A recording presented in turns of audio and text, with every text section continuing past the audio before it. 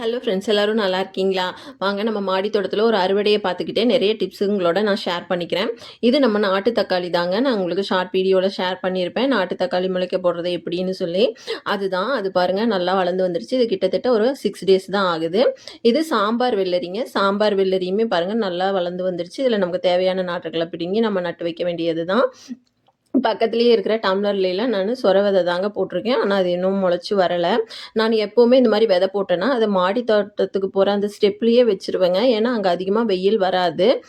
அதனால் நான் அங்கே வைக்கிறப்போ மண் சீக்கிரம் காஞ்சி போகாது. நமக்கு செடியும் நல்லா வளர்ந்து வந்துடும். பாருங்கள், நாட்டு தக்காளி எந்த அளவுக்கு ஒரு 6 நாள்லேயே நல்லா வளர்ந்து வந்துருச்சு பாருங்கள். இப்போ நம்ம மாடி தோட்டத்துக்கு போயிடலாங்க. ஃபஸ்ட்டு நம்ம ஹார்வெஸ்ட் பண்ணுறது என்னென்னு பார்த்தீங்கன்னா, நம்மளுடைய சிவந்தம்பாடி கத்திரிக்காய் தான். சிவந்தம்பாடி கத்திரிக்காய் எவ்வளோ ஒரு கலர்ஃபுல்லாக குண்டு குண்டாக இருக்குது பாருங்கள். இது எல்லாமே நம்ம கட் பண்ணி எடுத்துக்கலாம். இந்த 3 காயே பார்த்தீங்கன்னா கிட்டத்தட்ட நமக்கு 1/4 கிலோவுக்கு மேலேயே வருங்க. நல்லா வெயிட்டாக இருக்கும், நல்லா டேஸ்ட்டாகவும் இருக்கும். இதில் அதிகமாக நமக்கு சீட்ஸே இருக்காது. இது வரி கத்திரிக்காய் தாங்க. இது ரொம்ப பழைய செடி, 1 வருஷத்துக்கு மேலே ஆயிடுச்சு. இருந்தாலும் நமக்கு அங்கங்கே ஒவ்வொரு காய் கொடுத்துட்டே தான் இருக்குது. பாருங்கள், காய் எவ்வளோ பெருசு இருக்குது அப்படின்னு. இங்கே இன்னொரு செடியில் 2 காய் இருக்குதுங்க. இந்த 2 செடியுமே நமக்கு ரொம்ப பழைய செடி, 1 வருஷத்துக்கு மேலே ஆயிடுச்சுங்க. அதனால காய் கொடுக்கறதுனால நான் அப்படியே வச்சுட்டு தான் இருக்கேன்.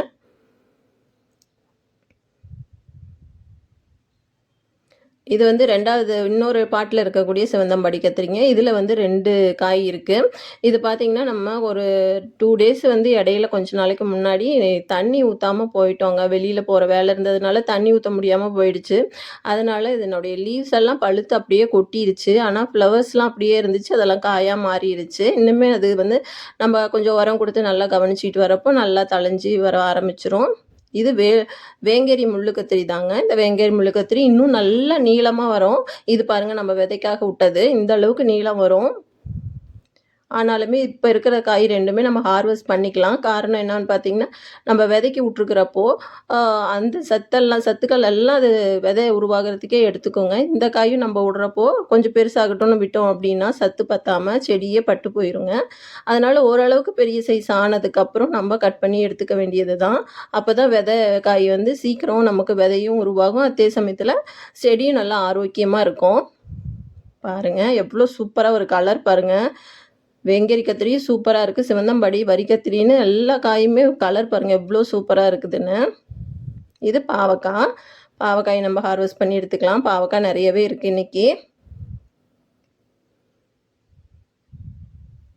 இது நீட்டு வெரைட்டி பாவக்காய் தாங்க. நம்மக்கிட்ட குட்டை ரக பாவக்காயும் இருக்குது, நீட்டு வகை பாவக்காயும் இருக்குது. இது தப்பு செடியாக முளைச்ச தக்காளி செடி தாங்க. இதில் 2 பழம் இருக்குது. அந்த பழத்தை 2யும் நம்ம ஹார்வெஸ்ட் பண்ணிக்கலாம். இது ஃப்ரிட்ஜ் பாக்ஸில் தாங்க இருக்குது. நம்ம தக்காளிலாம் வாஷ் பண்ணிவிட்டு ஊற்றுற தண்ணியிலேருந்து அப்படியே முளைச்சிருச்சுங்க.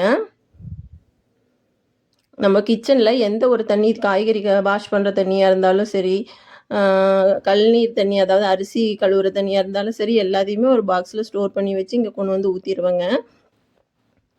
இது நம்மளுடைய கலர் காக்கட்டான் பூ செடி தாங்க. அது மேலேயுமே பாவக்காய் செடி படர்ந்துருக்கு. பாவக்காய் செடிக்குன்னு தனியாக நான் ஒரு பந்தல் மாதிரி காம்பவுண்ட் செவுத்து மேலே கயிறு கட்டி வச்சுருக்கேன். அதனால் அங்கே விட்டுட்டு இந்த செடி மேலேலாம் படர்ந்துருக்கு.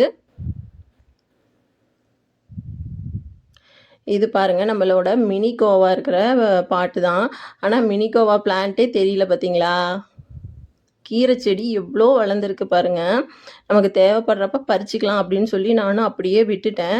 அது பார்த்திங்கன்னா இதுதாங்க மினி கோவா பிளான்ட்டு. அந்த உயரத்தை தாண்டியே மிளகு தக்காளி செடி, நம்ம கீரை செடியெல்லாம் வளர்ந்து வந்துருச்சு. இதெல்லாம் கொஞ்சம் குயிக்காக நம்ம பறித்து சமையலுக்கு யூஸ் பண்ணிடணுங்க. இப்போ பாருங்கள், இந்த பிளான்ட்டுக்குள்ளேயுமே பாவக்காய் செடி அப்படியே படர்ந்துட்டு வந்துருச்சு. அதுக்குள்ளேயுமே நமக்கு ஒரு பாவக்காய் பெருசாக இருக்குது. இதையும் ஹார்வெஸ்ட் பண்ணிக்கலாம்.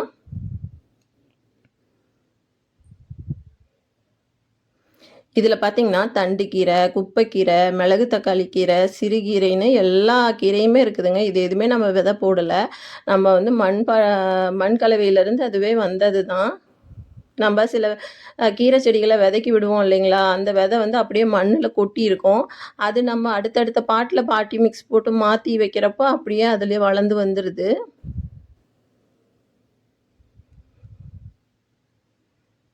இங்க பார்த்தீங்களா? இது வந்து ஒரு வ பூச்சி வண்டு தாங்க. இது வந்து நம்ம மாடி தோட்டத்தில பார்த்தோன்னா, கீழ தள்ளி விட்டு நசுக்கி விட்டுறணுங்க. அப்படி இல்லைன்னா, இது ரெட் கலர் இருக்கக்கூடிய ஃப்ளவர்ஸ் எல்லாம் அட்ராக்ட் பண்ணுமா போல இருக்குதுங்க இந்த பூச்ச. வந்து செம்பருத்தி செடி, ரெட் கலர் ரோஜா எது இருந்தாலும் நல்லா கடிச்சு சாப்பிட்ருதுங்க. இது நம்மளோட டேபிள் ரோஸ் தான். எல்லோ கலர் டேபிள் ரோஸு எவ்வளோ அழகா இருக்குது பாருங்க. நம்ம மாடி தோட்டத்தில ஆரஞ்சு கலர் ரோஜாலாம் இருக்குதுங்க. நான் இது நல்லா மலரட்டும் அப்படின்னு நான் காலையில பார்த்துட்டு மலரட்டும் அடுத்து இன்னும் ஒரு 10 மணி வாக்குல வந்து பூவ பறிச்சுக்கலாம் அப்படின்னு நினச்சிட்டு நான் கீழ வந்துட்டேன். அப்புறம் பார்த்தோம்னா, அதில பாதி பூ தாங்க இருக்கு. மீதி பூ எல்லாமே நான் இப்ப காமிச்ச அந்த வண்டு சாப்பிட்டுருச்சுங்க. நான் மேல போய் பார்க்குறப்போ சாப்பிட்டுக்கிட்டே இருந்தது. இல்லைன்னா எந்த பூச்சி அப்படிங்கிறது எனக்கு தெரிஞ்சிருக்காது. இந்த பூச்சி பாதி பூவ சாப்பிட்டுட்டு மீதி பூவ சாப்பிட்டுக்கிட்டேவே இருந்துச்சு. அந்த பூலயே இருந்தது. அப்புறமா தான் இந்த மாரி பூச்ச பார்த்தனாலே விடுறது இல்லைங்க. நசுக்கிருவேன். பாருங்க இந்த டேபிள் ரோஸ் செடி நான் வாட்டர் கேனோட ஒரு மேல் பகுதி அந்த மூடி பகுதிய மட்டும் தான் கட் பண்ணி வச்சிருக்கேன். இது நம்மளோட கேப்சிகம் குட்டி குட்டியா அழகா எப்படி இருக்கு பாருங்க. இது ரொம்ப பழைய கேப்சிகம் செடி தாங்க. நல்லா மழை வரவும் பாருங்க நல்லா துளிர் எடுத்து திரும்பவும் நமக்கு காய் குடுக்க ஆரம்பிச்சிருச்சு. வயலட் கலர் சங்குப்பூ. இது நம்ம ஜாதி மல்லி தாங்க. பூ பாருங்க எவ்வளோ பெருசு பெருசா இருக்குதுன்னு. இதுக்கு நான் இடையில எந்த உரமுமே குடுக்க மாட்டேங்க. நம்ம மண்ணு கலவை ரெடி பண்ணுறப்போ குடுக்குற உரத்தோட சரி. அதுக்கப்புறம் வாரம் கழநீர் தண்ணி, ஆ வெ காய்கறி கழுவுன தண்ணி இந்த மாரியே தாங்க குடுப்பேன். மத்தபடி பெருசா எதுவுமே குடுக்க மாட்டேன். இது பதியம் போட்ட செடி தான். இது வந்து ராஜமல்லின்னு சொல்லுவோம் இல்லைங்களா? அடுக்கு குண்டு மல்லி அந்த செடியும் அந்த செடிய இந்த சாக்கு பையில பதியம் போட்டு வச்சிருக்கேன். அதுலயே நம்ம கலர் காக்கட்டான் பூச்செடியும் பதியம் போட்டு வச்சிருக்கேன். இது போட்டு கிட்டத்தட்ட நமக்கு ஒரு 5லிருந்து 6 நாள் வரை ஆயிடுச்சுங்க. ஆனாலுமே நல்லா பசுமையாவே இருக்குது. அநேகமா இது வேர் பிடிச்சிரும் அப்படின்னு நெனைக்கிறேன். இது செடி அவரைக்காய் தான். இந்த செடி அவரைக்கால ஒரு செடியிலேயே பாருங்க நமக்கு கிட்டத்தட்ட 100, 150 கிராம் அளவுக்கு காய்கள் இருக்கு. இது எல்லாமே நம்ம கட் பண்ணி எடுத்துக்கலாம். பாருங்க காய்கள் நல்லா முத்திருச்சு. நல்லா விதை வந்துருச்சு. இந்த மாரி விதை வந்ததுக்கப்புறமும் நம்ம சாம்பார்ல போடுறப்போ ரொம்பவே ருசியா இருக்குங்க. இது எல்லாமே நம்ம ஹார்வெஸ்ட் பண்ணி எடுத்துக்கலாம். அது மட்டும் இல்ல, இதில நானு விதைக்காகவும் சில காய்கள் விட்டுருக்கேன். நமக்கு காய்களோட ருசி பிடிச்சிருந்துச்சுன்னா, காய்கள் நல்லா காய்ப்பு தரக்கூடிய செடியா இருந்துச்சுன்னா, நம்ம செடியிலருந்தே நம்ம விதைய அடுத்தடுத்த பிளான்டிங்க்கு எடுத்துக்கணுங்க. பாருங்க இது 2ம் நானு விதைக்காக விட்டுருக்கிறது தான். நம்மளே விதைய உருவாக்கிக்கிறப்போ, நமக்கு 100% முளைப்பு திறன் இருக்கும். அதே சமயத்தில நமக்கு பிடிச்ச மாதிரி நல்ல ருசியா இருக்கிற காய நம்ம செலக்ட் பண்ணி விதைகள நம்ம தேர்வு செஞ்சு நம்ம பயிரிட்டுக்கலாங்க. நம்ம வந்து வாங்கி போடுறது எப்படி ருசி இருக்கும்னு தெரியாது. அதே சமயத்தில 100% முளைப்பு தன்மை இருக்குமா அப்படின்னும் நம்ம கண்டிப்பா சொல்ல முடியாது இல்லைங்களா? அதனால தான். இது பாருங்க, இது நானு ஒரு வெர்டிகலா பந்தல் போட்டு வச்சிருக்கேன். இதுலயுமே நமக்கு அந்த குட்டை வெரைட்டி பாவக்காய் நெறைய இருக்கு. இதெல்லாம் நம்ம இப்ப ஹார்வெஸ்ட் பண்ண வேண்டாம். நமக்கு ஆல்ரெடி பண்ணுனதே ஒரு நாளைக்கு போதுங்கிற அளவு இருக்கு. இங்க பாருங்க பீர்க்கங்காய் ஒண்ணு இருக்கு. இந்த பீர்க்கங்காய நம்ம ஹார்வெஸ்ட் பண்ணி எடுத்துக்கலாம். இந்த பீர்க்கங்காய்க்கும் பார்த்தீங்கன்னா, நான் ஹரிசாண்டலா தாங்க ஆ பந்தல் போட்டிருக்கிறேன். பந்தல்னா 2 பக்கம் 2 கொம்பு நெட்டு வச்சு நான் கயிறு சுத்தி கட்டி வச்சுட்டேங்க. அதுலயே நல்லா படர்ந்து நமக்கு நல்லா காய்ப்பு குடுக்குது.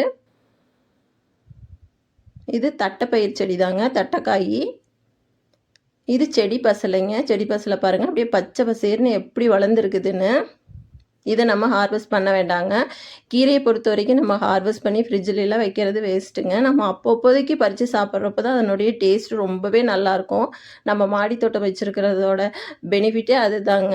ஃப்ரெஷ்ஷாக பறித்து அப்படியே சாப்பிட்லாம்.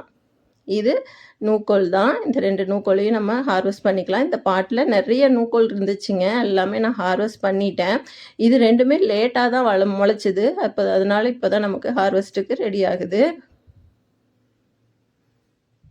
பாருங்க எவ்வளோ ஒரு பிஞ்சா சூப்பரா இருக்குதுன்னு. ரொம்ப சூப்பரா இருக்குதுங்க. நம்ம கடையில வாங்குறதுல இந்த அளவுக்கு நமக்கு பிஞ்சா கிடைக்காதுங்க. ஓரளவுக்கு முத்துன மாதிரி தான் இருக்கும். இது நல்லா சாஃப்ட்டா சூப்பரா இருக்கும். நம்ம மாடி தோட்டத்துக்கு வரையில இந்த எல்லோ கலர் டேபிள் ரோஸ் பார்த்தீங்கன்னா, மொட்டாவே இருந்துச்சு. இப்போ பாருங்க நல்லா விரிஞ்சிருச்சு. எவ்வளோ அழகா இருக்குது பாருங்க. கலரே பாருங்க அப்படியே கண்ண பறிக்கிற மாரி இருக்கு. நம்ம மாடி தோட்டத்தில் இந்த மாதிரி ஃப்ளவர்ஸ்லாம் நிறையா வைக்கிறப்போ நம்ம நன்மை செய்யக்கூடிய பூச்சிகளும் நிறையா வருங்க. அது மூலமாக நமக்கு காய்கறி ஹார்வெஸ்ட்டு அதிகரிக்கும். மகரந்த சேர்க்கை நல்லா சூப்பராக நடக்கும். அப்போது நமக்கு காய்கறி ஹார்வெஸ்ட்டுமே நல்லா கிடைக்கும். நம்மளா போய் மகரந்த சேர்க்கை பண்ணி விடணுங்கிற அவசியமே இருக்காது. பாருங்கள், நான் கீழே கொண்டுட்டு வந்துட்டேன். என்னென்ன காய்கள் இருக்குதுன்னு பார்க்கலாம். நமக்கு 1/2 கிலோவுக்கு மேலே இந்த சிவந்தம்படி கத்திரிக்காய் கிடச்சிருக்குதுங்க. ஒரு 3 வரி கத்திரி, 2 தக்காளி, அப்புறம் வேங்கேரி முள்ளு கத்திரி 2. இந்த கத்திரிக்காயெல்லாம் பாருங்கள், கண்ணுக்கு குளிர்ச்சியாக கலர் எவ்வளோ சூப்பராக இருக்குது. அடுத்து ஒரு 1/2 கிலோ பக்கமாகவே நமக்கு பாவக்காய் கிடச்சிருக்குதுங்க. ஒரு 200 கிராம் அளவுக்கு அவரைக்காய், 2 நூக்கோல் கிடச்சிருக்கு, ஒரு பீர்க்கங்காய் கிடச்சிருக்கு. இந்த வீடியோ ஃபுல்லாக பார்த்துருப்பீங்கன்னு நினைக்கிறேன். இந்த வீடியோ உங்களுக்கு பிடிச்சிருந்துச்சுன்னா ப்ளீஸ் நம்ம சேனலை சப்ஸ்கிரைப் பண்ணி ஒரு லைக் கொடுங்க. பாருங்கள், இவ்வளோதான் இந்த வாரத்தோட harvest. Please subscribe, share please.